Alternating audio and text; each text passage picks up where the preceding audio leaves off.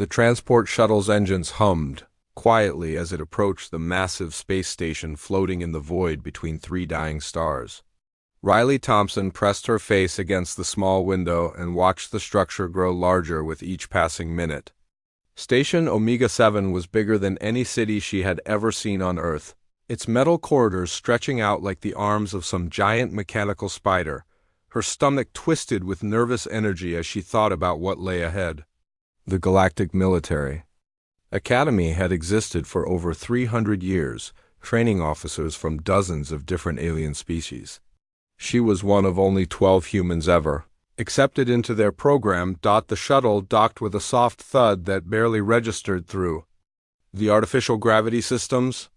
Riley gathered her single bag of belongings and followed the other passengers toward the airlock. Most of them were aliens she had only seen in textbooks back on Earth. Tall creatures with blue skin and 4 arms walked alongside beings that looked like walking crystals. Some had thick armor plating covering their bodies while others moved with fluid grace that seemed to defy physics. None of them paid any attention to her. Riley stepped through the airlock and into the station proper. The corridors were wide enough for the largest species to move comfortably, with ceiling heights that made her feel like a child in an adult building. Signs in dozens of different languages pointed toward various sections of the academy. She found the ones written in basic galactic script and followed them toward the cadet quarters. Other students moved through the hallways with confidence born from belonging. The Karathi cadets were easy to spot with their 8-foot frames and natural armor that looked like it could stop bullets. Their thick limbs moved with surprising grace as they talked among themselves in their clicking language. Riley had studied their species extensively during her preparation for the academy. They came from a high-gravity world where only the strongest survived to adulthood. The Savari were almost the opposite in appearance, but equally impressive. They stood about 6 feet tall with lean builds that spoke of incredible speed and agility. Their 4 arms could move independently, allowing them to perform complex tasks that would be impossible for humans. Riley watched one of them type on 4 different data pads simultaneously while walking down the corridor. Then there were the Vorthak, beings that looked like they were carved from living gemstones. Their crystalline bodies could interface directly with technology, making them natural pilots and engineers. They communicated through harmonic frequencies that sounded like musical notes to human ears. Riley found her assigned quarters and keyed in her access code.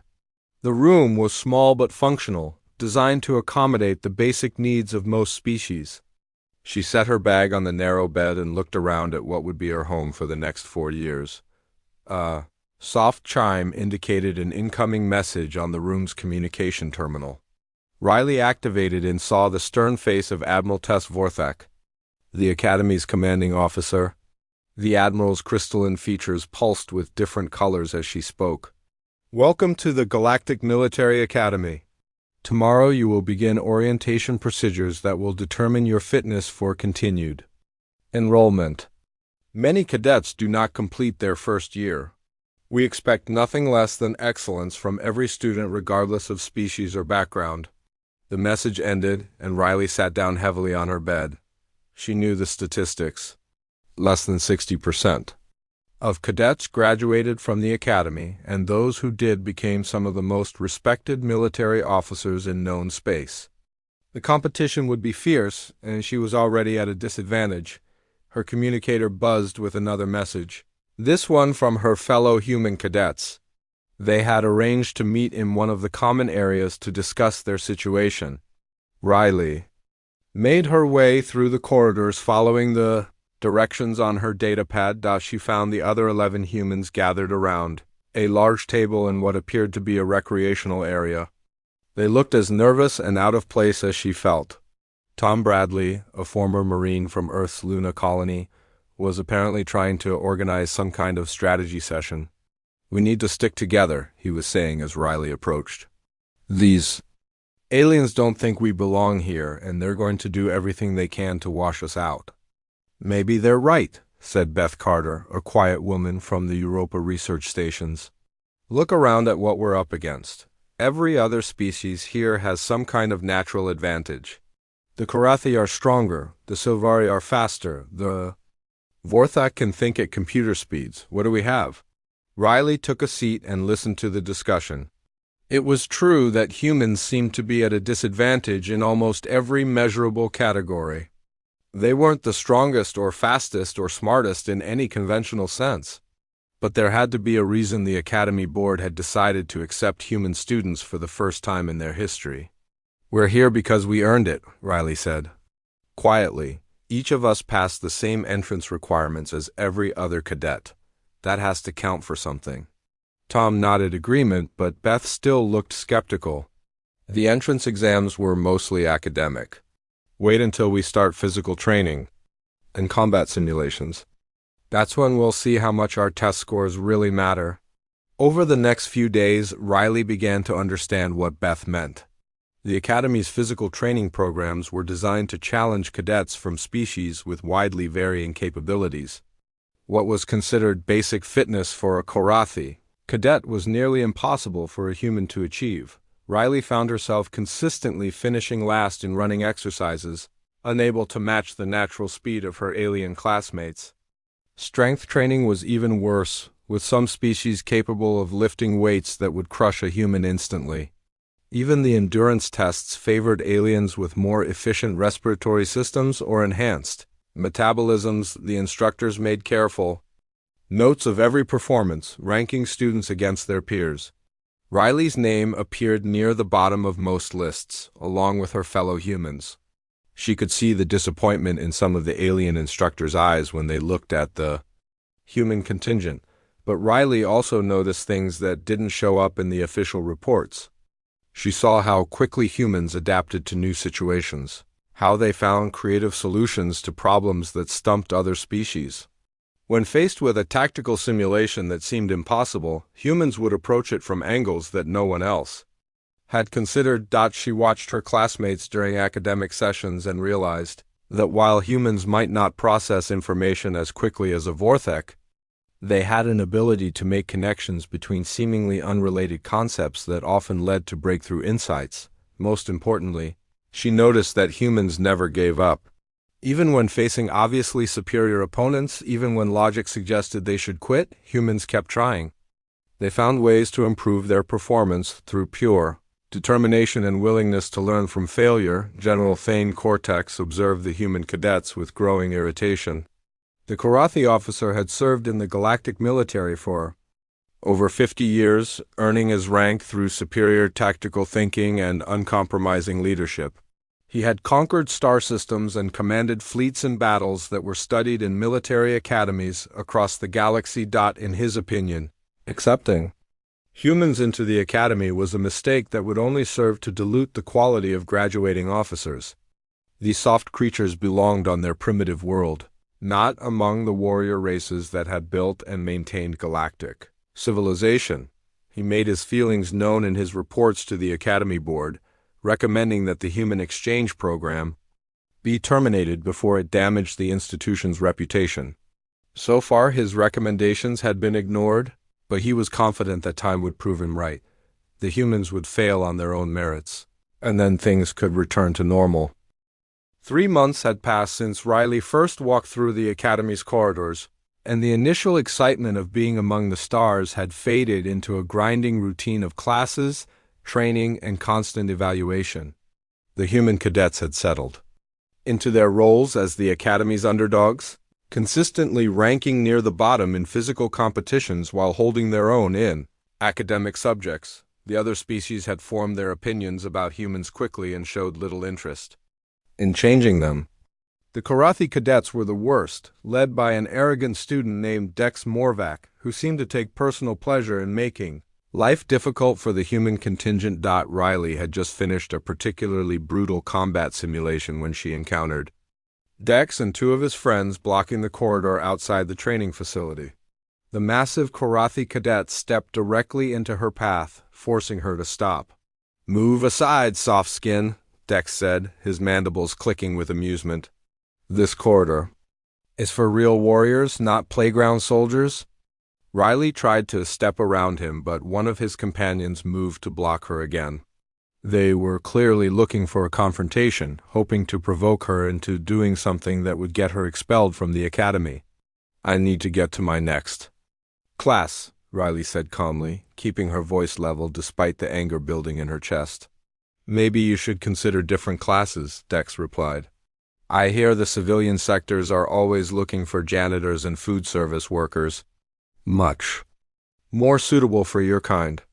Other cadets had stopped to watch the exchange, forming a loose circle around the confrontation.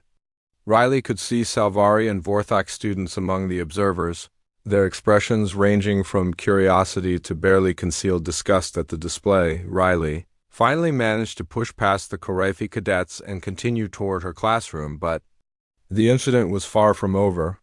Word spread quickly through the Academy's social networks, and soon every student knew that the humans were being openly harassed without consequence. The harassment escalated over the following weeks. Human cadets found their equipment moved or damaged, their study materials mysteriously deleted from computer systems, and their meal times disrupted by groups of alien students who would crowd them out of the dining facilities. The instructors either didn't notice or chose not to intervene. Many of them shared the general opinion that humans didn't belong at the academy, and saw the conflict as a natural sorting process that would eventually resolve itself. Riley tried to focus on her studies and ignore the constant pressure, but it was becoming increasingly difficult. Her performance in classes began to suffer as she spent more time looking over her shoulder and less time concentrating on the material. The breaking point came during a routine sparring session in Combat Training Module 7, Instructor Captain. Zila had paired students randomly for hand-to-hand combat exercises, using a computer algorithm designed to create fair matches based on size and species capabilities. The system paired Riley with Brix, a mid-sized Karathi cadet who had been particularly vocal about human inferiority over the past few weeks. Riley knew immediately that the pairing wasn't random.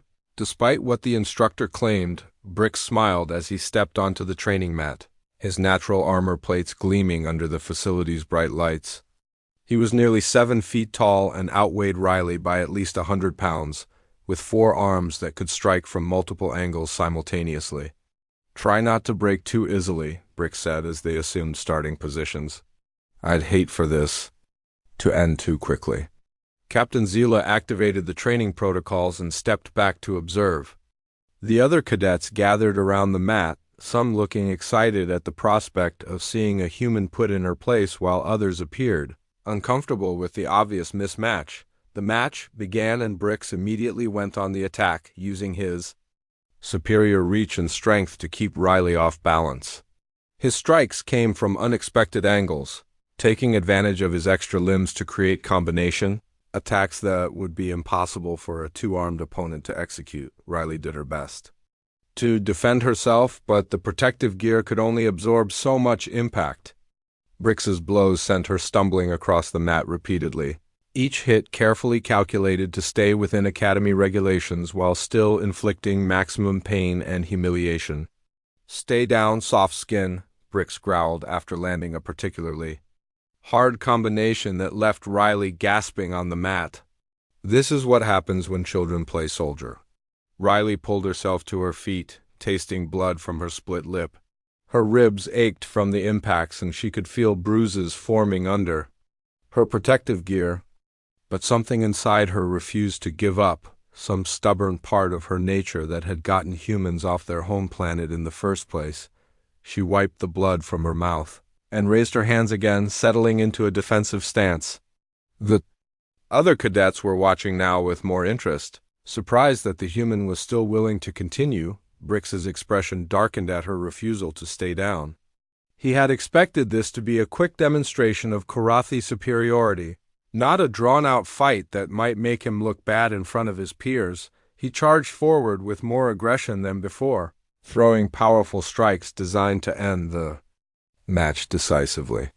But this time Riley was ready for him. She had been watching his movement patterns, studying how he telegraphed his attacks, learning to read the subtle shifts in his posture that preceded each combination. When Brix committed to a heavy right cross with his primary arm, Riley stepped inside his reach and swept his legs with a move she had practiced thousands of times in her basic training on Earth, the massive Korathi. Cadet crashed to the mat with a thunderous impact that echoed through the training facility. The gathered cadets fell silent, stunned by what they had just witnessed. A human had just taken down a Korathi warrior in single combat, something that should have been impossible according to every tactical manual in the Academy's database. Brix lay on the mat for several seconds, more shocked than injured by the unexpected reversal. He had been so confident in his natural advantages that he hadn't bothered to develop proper defensive techniques or consider that his opponent might actually fight back effectively. Captain Zila stepped forward to check on both combatants, her forearms moving efficiently as she conducted quick medical scans. Both cadets were within acceptable parameters to continue, though Brix's pride had taken more damage than his body. The Korathi cadet climbed to his feet, his mandibles clicking with fury. The match was supposed to continue until one participant yielded or was rendered unable to fight, and he had no intention of letting a human claim victory over him. He came at Riley again, this time abandoning any pretense of following proper sparring protocols. His strikes were designed to cause real damage now, aimed at vulnerable points that could result in serious injury even through protective gear. Riley realized that the match had moved beyond Academy training into something much more dangerous. She could see the killing intent in Brix's eyes, the primal fury of a predator species that had been unexpectedly challenged by what they considered prey. She began to move differently, abandoning the defensive techniques she had been taught in basic training and relying instead on instincts that ran much deeper. Her movements became more fluid, more unpredictable, as she drew on reflexes that had been programmed into human DNA by millions of years of survival on a hostile world. The other cadets watched in fascination as the human seemed to transform before their eyes. She was still physically smaller and weaker than her opponent, but something fundamental had changed in the way she approached the fight. It was at that moment that General Thane Cortex entered the training module, arriving to conduct his weekly evaluation of cadet progress. The veteran Korathi officer took in the scene with a single glance, his experienced eyes immediately recognizing that the sparring session had escalated beyond normal parameters. What he saw confirmed his worst fears about the human presence at the Academy. Not only were they failing to meet basic standards, but they were now actively disrupting the training of superior cadets through their inability to accept their natural place in the hierarchy. "Enough!" General Cortex commanded, his voice carrying the authority of decades in command. "Cadet Thompson, step away from the mat immediately." Riley looked up at the massive general, her heart still racing from the combat. She could see the cold disapproval in his eyes, the barely contained disgust at what he perceived as human presumption. "I said enough," the general repeated when Riley didn't immediately comply. "Your display here is unacceptable and will not be tolerated in my academy." General Thane Cortex had seen enough battlefield action to recognize when a situation was spiraling out of control.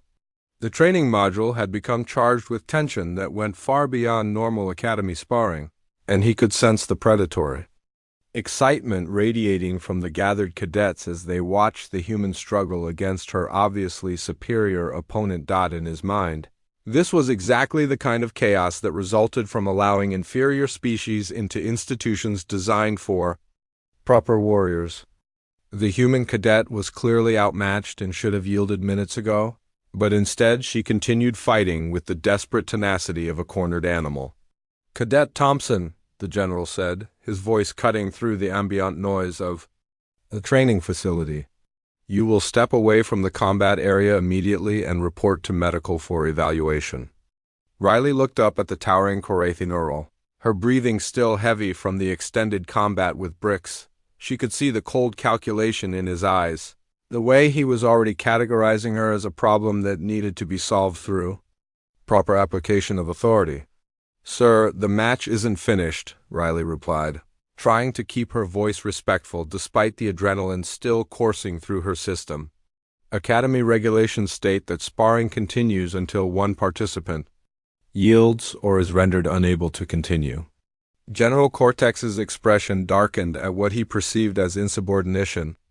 In his experience, junior cadets did not question the orders of senior officers, especially when those officers held the rank of general and had earned their position through decades of distinguished service. Academy regulations, he said slowly, are subject to modification when I determine that safety protocols have been compromised. You are clearly outmatched, and continuing this exercise serves no educational purpose. Brix climbed to his feet, his natural armor showing scuff marks from his unexpected encounter with the training mat. The Karathi cadet was breathing heavily, but seemed more angry than injured, his mandibles clicking in a rhythm that Riley had learned indicated extreme agitation. "General," Brix said, his voice carrying the formal tones required when addressing a superior officer, "I request permission to continue the exercise. The human needs to understand her limitations before she injures herself through overconfidence." The other cadets shifted nervously as they sensed the growing tension between the human and the Karathi leadership. Some of the alien students looked uncomfortable with the obvious targeting of Riley, while others seemed eager to see her put in her place once and for all. Captain Zila stepped forward, her forearms raised in a gesture that indicated concern. "General, perhaps we should follow standard protocols and allow the medical team to evaluate both cadets before making any decisions about continuing the exercise." General Cortex ignored the captain's suggestion and walked onto the training mat, his massive frame making even the large Karathi cadet look small by comparison. His natural armor was thicker and more developed than any of the students, marking him as a member of the warrior caste that had dominated Karathi society for generations. "Cadet Thompson," he said, looking down at Riley with undisguised contempt, "your performance today demonstrates exactly why the Academy Board's decision to admit humans was a mistake. You lack the natural abilities required for military service, and your presence here is a distraction that undermines the training of more capable students." Riley felt her jaw clench at the general's words. She had worked harder than any other cadet just to keep up with the basic requirements, spending extra hours in study halls and training facilities while her classmates relied on their natural advantages. "Sir, with respect, I've met every academic requirement and passed every evaluation," she replied.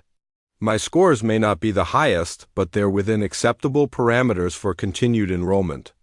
"Academic scores," the general said dismissively, "are meaningless when measured against real-world military requirements. This academy exists to train officers who will lead troops in actual combat situations, not classroom theorists who understand tactics but lack the physical capability to implement them." He gestured toward Brix, who was standing at attention despite the recent combat. "This cadet represents the kind of warrior that built and maintains galactic civilization. Strong, disciplined, bred for combat over countless generations." "What do you represent?" The question hung in the air like a challenge, and Riley realized that this had moved far beyond a simple training exercise. The general was using her as an example to make a point about human inadequacy, demonstrating to all the gathered cadets why humans didn't belong among the warrior races. "I represent adaptability," Riley said quietly. "Humans may not be the strongest or fastest species, but we find ways to overcome obstacles that others consider impossible." General Cortex's mandibles clicked in what Riley had learned was the Karathi equivalent of dismissive laughter. Adaptability is a polite word for desperation.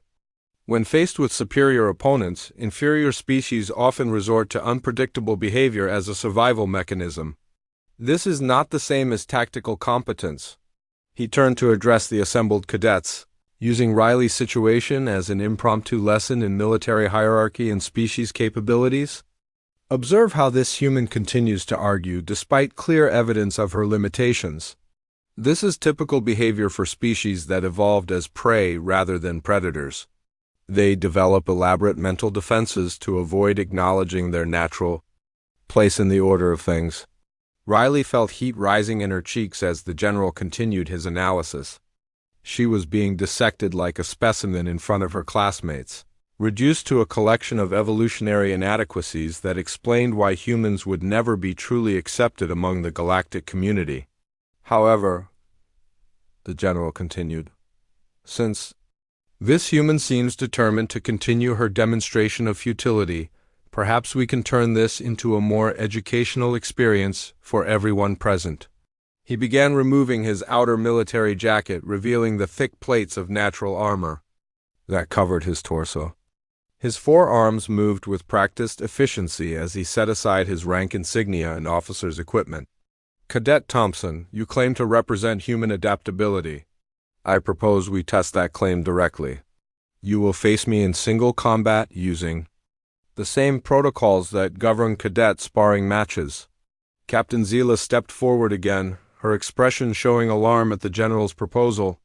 Sir, Academy regulations clearly prohibit combat between officers and cadets except under very specific circumstances that require formal approval from the Academy Board.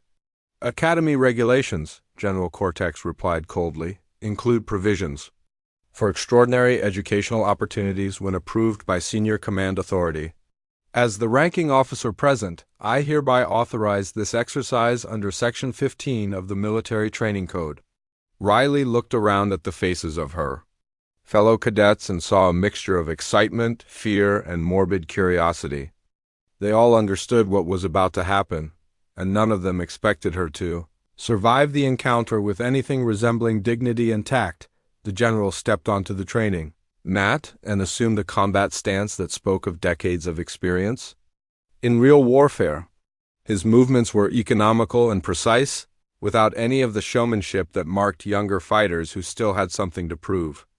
This will be brief, he announced to the assembled cadets, but educational. Sometimes lessons must be learned through direct experience rather than theoretical instruction.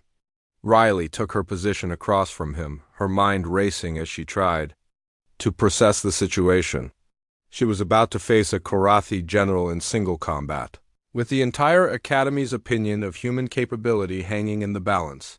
The general's first attack came without warning, a lightning-fast combination designed to end the match before Riley could even begin to defend herself. His forearms moved in perfect coordination, striking from angles that would have been impossible for any two-armed opponent to block effectively. Riley barely managed to avoid the initial assault, throwing herself sideways as the general's strikes whistled through the air where her head had been moments before. She rolled across the mat and came up in a defensive crouch, her heart pounding as she realized just how close she had come to being knocked unconscious in the first seconds of the fight. The assembled cadets watched in stunned silence as the human somehow managed to evade the general's opening attack. Most of them had expected the match to end immediately, with Riley either yielding or being rendered unconscious by the overwhelming superiority of her opponent, but Riley was still standing, still moving, still fighting despite facing impossible odds, and something in her eyes suggested that she had no intention of making this easy for the general, regardless of the ultimate outcome. Riley circled the training mat like a predator studying its prey, though everyone watching knew exactly who held the real advantage in this confrontation. General Cortex moved with the fluid confidence of a warrior who had never met an opponent he couldn't defeat, his forearms positioned to strike from multiple angles simultaneously. The gathered cadets pressed closer to the combat area, forming a tight circle around the mat. Word had spread through the Academy's communication networks, and students from other training modules were arriving to witness what promised to be a decisive demonstration of species hierarchy. Riley could feel their eyes on her, measuring her chances and finding them wanting. She was smaller than almost every other cadet present, lacking the natural weapons and armor that marked the truly dangerous species. But she had spent months studying every alien physiology represented at the Academy, memorizing weak points and attack patterns with the obsessive detail that had gotten her accepted to the program in the first place. General Cortex launched his second attack with methodical precision, using his superior reach to keep Riley at a distance while his multiple limbs struck in coordinated combinations. Each blow was calculated to drive her backward toward the edge of the mat, where she would have nowhere left to retreat. Riley dodged and weaved between the strikes, her smaller size allowing her to slip through gaps that wouldn't exist for a larger opponent. But she was fighting defensively, barely staying ahead of the general's assault while contributing nothing offensive of her own. "You see," the general said calmly as he pressed his attack, "how desperation masquerades as skill. The human moves quickly because she must, not because she possesses any real combat ability." His next combination caught Riley across the shoulder, spinning her around and sending her stumbling toward the mat's edge. The gathered cadets murmured appreciatively at the display of controlled power. Recognizing the technical excellence of the general's technique, Riley regained her balance just before stepping out of bounds, her breathing heavy from the constant evasion. She could see the satisfaction in General Cortex's eyes as he prepared to finish the demonstration with a final, decisive attack, but Riley had been doing more than simply avoiding his strikes. She had been studying his movement patterns, cataloging the subtle tells that preceded each attack combination. And most importantly, she had been waiting for him to make the mistake that all overconfident opponents eventually made, the general. Step forward for what he intended to be the finishing sequence, committing his full weight to a devastating four-armed assault that would drive Riley from the mat and end the match conclusively. It was the kind of overwhelming attack that had served him well in countless real battles against opponents who fought with conventional tactics and predictable strategies. Riley saw the attack coming and did something that defied every tactical manual in the Academy's database. Instead of trying to dodge or retreat, she stepped directly into the general's reach and struck with surgical precision at his leading wrist. The sound that followed was like breaking crystal, sharp and clear, and utterly shocking in its finality. General Cortex's roar of pain echoed through the training module as he stumbled backward, cradling his shattered wrist against his armored chest. The assembled cadets stared in stunned silence, unable to process what they had just witnessed. A human cadet had just broken the bones of a Korathi general with a single strike, accomplishing something that should have been physically impossible given the obvious disparity in their natural capabilities, but Riley wasn't finished. While the general tried to understand what had happened to his wrist, she followed up with a devastating combination that targeted every weak point in Korathi anatomy that she had memorized during her months of study. Her second strike hit the nerve cluster just below his primary shoulder joint, causing his entire left side to go numb. Her third found the gap between armor plates on his torso, driving the air from his lungs and disrupting his balance. Her fourth targeted the joint where his secondary arm connected to his torso, hyperextending the limb beyond its natural range of motion. Each strike was delivered with mathematical precision, hitting exactly the right spot with exactly the right amount of force to cause maximum disruption to Korathi physiology. Riley moved like a surgeon performing a complex operation, every motion calculated and deliberate. Within 10 seconds of his overconfident charge, General Cortex was on the ground with 3 of his 4 arms hanging at unnatural angles. His breathing came in labored gasps as his nervous system tried to cope with the systematic assault on his biology. The training module fell completely silent except for the general's pained breathing and the quiet hum of the facility's environmental systems. Every cadet present was staring at Riley with expressions ranging from shock to fear to something approaching awe. Riley stood over the fallen general, her chest rising and falling from exertion, but her expression perfectly calm. She looked around at the faces of her fellow cadets, taking in their stunned reactions to what they had just witnessed. "Humans don't fight fair," she said quietly, her voice carrying clearly in the sudden silence. "We don't rely on natural advantages or genetic superiority. We study our opponents, we find their weaknesses, and we exploit them with everything we have." Captain Zila rushed forward with her medical scanner already active, her 4 arms moving efficiently as she began assessing the general's injuries. "Medical team to Training Module 7 immediately," she called into her communicator. "Priority 1 trauma response required." The captain's scanner beeped alarmingly as it cataloged the extent of the damage. Multiple compound fractures, torn muscle tissue, severe nerve damage that would require weeks of regenerative therapy to repair completely. The injuries were extensive enough to end most military careers permanently. How? Whispered one of the Silvari cadets, speaking the question that everyone present was thinking. How did she do that? Riley looked at the cadet who had spoken, recognizing him as one of the students who had consistently outperformed her in speed trials and agility tests. Pattern recognition, she replied simply. Every species has vulnerabilities, points where their natural advantages become weaknesses if approached correctly. General Cortex tried to speak but only managed a gasping sound as his damaged nervous system struggled to coordinate basic functions. His eyes were wide with shock and something that might have been fear as he looked up at the human who had dismantled him so efficiently. The medical team arrived within minutes, their emergency equipment filling the training module with flashing lights and urgent sounds.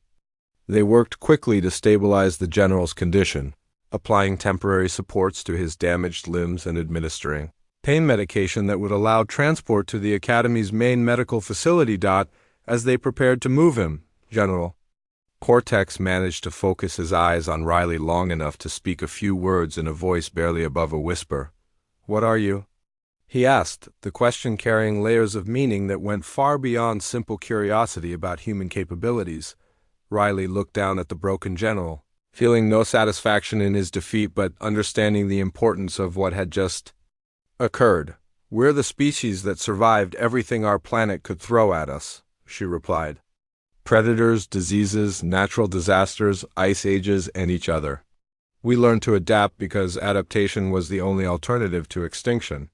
The medical team lifted General Cortex onto a transport gurney and moved him quickly toward the exit. As they passed through the doorway, Riley could hear him speaking weakly to the medical technicians. Though she couldn't make out the words, the training module emptied slowly as cadets began to disperse, many of them casting nervous glances back at Riley as they left. The conversations that started in the corridors would continue for hours, spreading throughout the academy as students tried to process what they had witnessed. Riley remained on the mat for several minutes after everyone else had gone, looking down at the small spots of blue blood that marked where General Cortex had fallen. She understood that everything had changed in those few seconds of combat, not just for her but for every human in the academy and possibly beyond. Captain Zila approached her cautiously, her medical scanner still active as she checked Riley for injuries. "Are you hurt, Cadet Thompson?"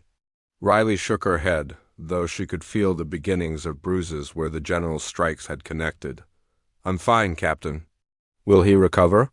Eventually," the captain replied, though her tone suggested it would be a long and difficult process.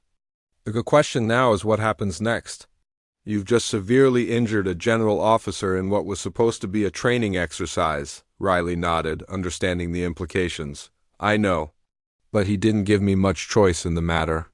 "Captain." Zila studied her for a long moment, her expression unreadable. "No," she said finally. "I suppose he didn't." News of the incident spread through the academy faster than Riley had thought possible. By the time she reached her quarters, messages were already waiting from cadets she had never spoken to before, some offering congratulations while others demanded explanations for what they had witnessed. Riley ignored the communications and sat on her narrow bed, trying to process what had happened and what it might mean for her future at the academy. She had defended herself against an opponent who had given her no choice, but the political implications of injuring a general officer were staggering. Her door chimed softly, indicating a visitor. Riley opened it to find Tom Bradley and Beth Carter, her fellow human cadets, looking nervous and excited in equal measure. "Is it true?" Tom asked immediately. "Did you really break General Cortex's bones?" Riley nodded, stepping aside to let them enter her small quarters. 3 compound fractures and severe nerve damage, according to the medical team. Beth stared at her with wide eyes. "How?" "I mean, we all know the Korathi are stronger than us by orders of magnitude. Their bone density alone should have made that impossible." "Bone density doesn't matter if you know exactly where and how to strike," Riley replied. "I spent months studying Korathi anatomy, memorizing every weakness in their skeletal structure. When he committed to that final attack, he left himself completely exposed. Tom shook his head in amazement. The whole academy is talking about it. Some of the alien cadets are actually afraid of us now.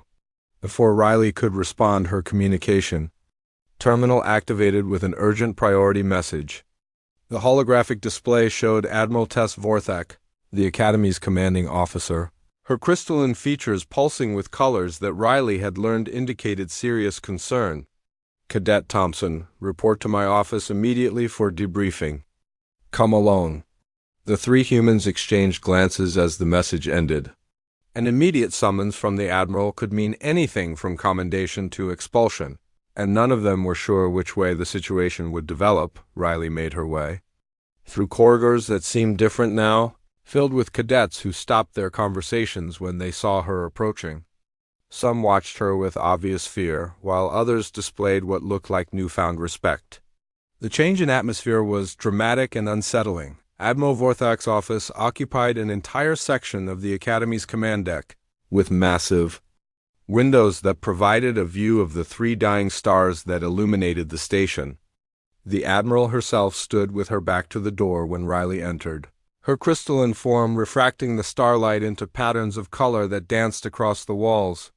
Cadet Thompson, the Admiral said without turning around. In 300 years of Academy operation, we have never had a student severely injure a general officer during a training exercise. Never. Riley stood at attention, unsure whether she was about to be praised or court-martialed. Yes, sir.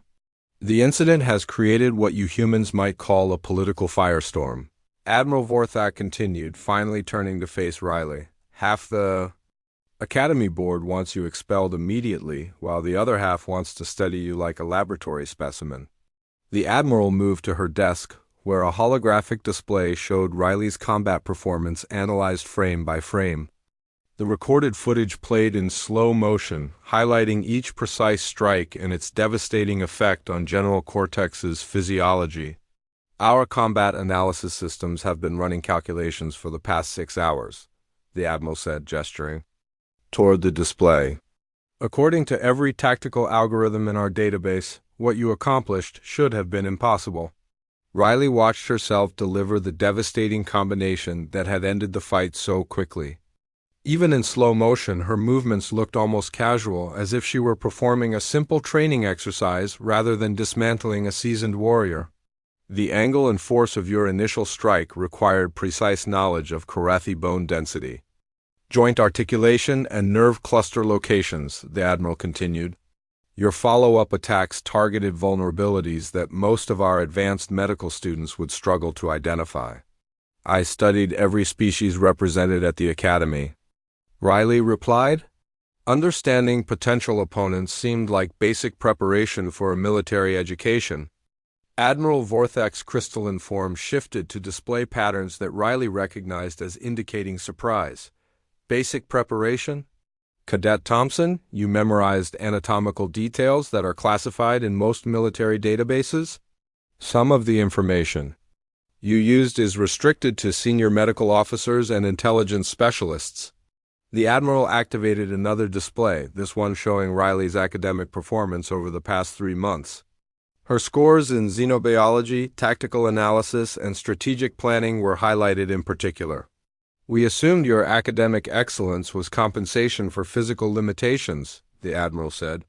We failed to recognize that you were conducting systematic intelligence gathering on every potential adversary you might face.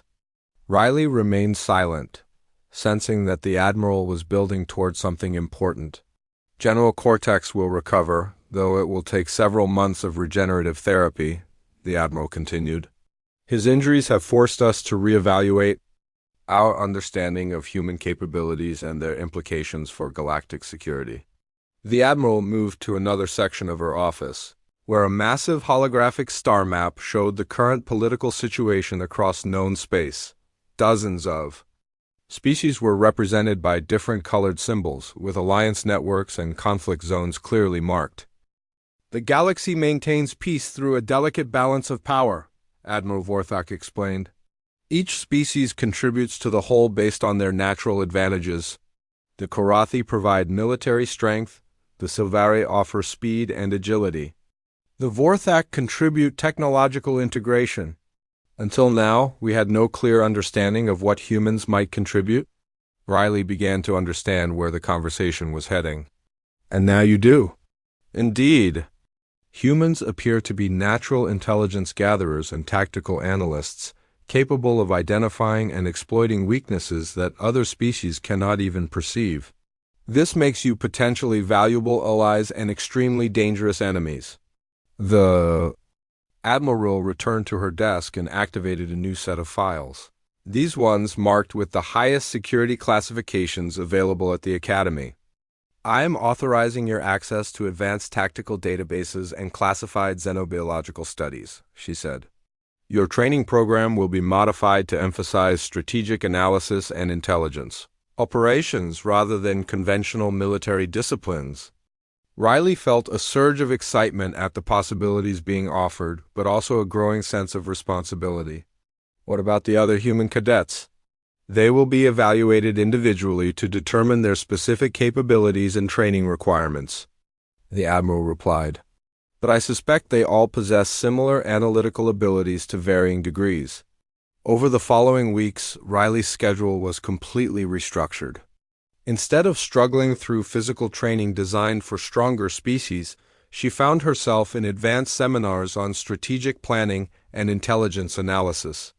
Her classmates in these new courses were senior cadets and junior officers, who had already demonstrated exceptional capabilities in their specialized fields. The change in how other students treated her was dramatic. The casual harassment that had characterized her first months at the Academy disappeared entirely, replaced by a cautious respect that bordered on wariness. Even the Korathi cadets who had previously tormented her now gave her a wide berth when they encountered her in the corridors. General Cortex returned to active duty after 2 months of medical treatment, though his injuries had left him with permanent limitations in his mobility and grip strength. He requested a private meeting with Riley shortly after his release from the medical facility. They met in a small conference room adjacent to the Admiral's office, with Captain Zila present as an official observer.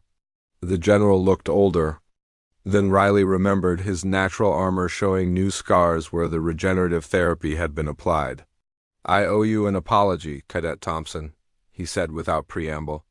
My behavior during that training session was unprofessional and dangerous. I allowed personal prejudice to override my judgment as an officer. Riley nodded acknowledgment but remained silent, sensing that the general had more to say. I have spent considerable time reviewing human military history during my recovery, he continued. Your species' approach to warfare is unlike anything we have encountered before. You do not rely on superior technology or overwhelming force. Instead, you study your enemies until you understand them better than they understand themselves. The general paused, his mandibles clicking softly as he chose his words carefully. On my homeworld, we have a saying about the most dangerous predators. They are not always the largest or strongest, but those that learn to think like their prey. Humans, I now understand, are the ultimate expression of that principle. Riley considered his words before responding. We learned to survive on a planet that was actively trying to kill us, General. Every other species we encountered was stronger, faster, or more dangerous than we were. Adaptation was our only advantage. And now you have brought that adaptation to the stars, the general said. The galaxy will never be the same. As Riley prepared to graduate from the Academy with highest honors, she carried with her the knowledge that humanity had found its place among the galactic community. Not as the weakest species struggling to keep up, but as something far more complex and potentially dangerous.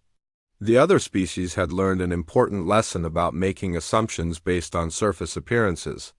Humans might look soft and vulnerable, but they possessed something that was perhaps more valuable than natural armor or enhanced strength.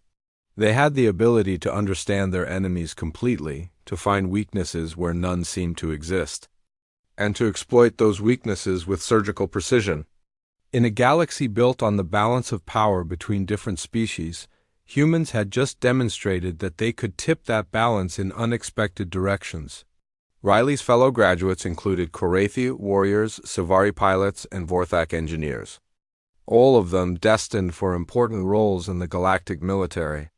But as they prepared to take their places in the wider universe, they all understood that the small human among them represented something new and unprecedented. Humanity had announced its presence on the galactic stage not through superior technology or overwhelming numbers, but through the demonstration of a uniquely human capability. They could learn, adapt, and overcome any obstacle through intelligence and determination. The galaxy would never underestimate humans again.